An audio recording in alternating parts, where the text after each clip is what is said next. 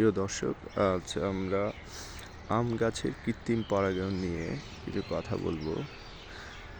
এটি সাধারণত মৌমাছি বা অন্যান্য মাছি পোকারা এই ধরনের পরাগায়নগুলো করে দেয়, কিন্তু বর্তমানে মৌমাছির সংখ্যা বা অন্যান্য পোকামাকড়ের সংখ্যা কমে যাওয়াতে, মানে উপকারী পোকামাকড়ের কথাই বলছি, এই পরাগায়নটা অনেক সময় হতে চায় না, যার কারণে পুরো গাছের সমস্ত মুকুলই ঝরে পড়তে পারে।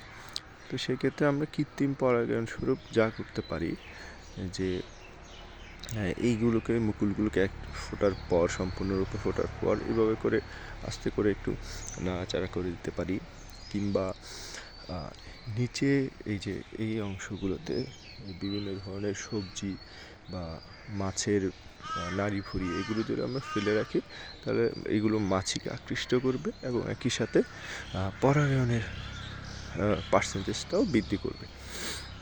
অনেক বিদেশে অনেক জায়গাতেই এই কাজটি করে থাকে। আপনারা হয়তো বিভিন্ন ভিডিওতে দেখতে পারবেন এই জিনিসগুলো। তবে এটি যদি আপনি নিশ্চিত করতে পারেন যে গাছের পরাগায়নটা সঠিকভাবে হচ্ছে, তাহলে আপনার আমের ফলন অনেক গুণ বৃদ্ধি পাবে। এটি একটি আম্রপালি গাছের আম গাছ।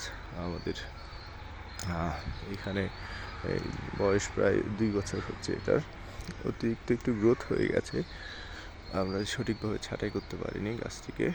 তবে এবছর বেশ ভালোই মুকুল এসেছে, প্রতিটা পাতাতেই মুকুল এসেছে। দেখা যাক কি হয়।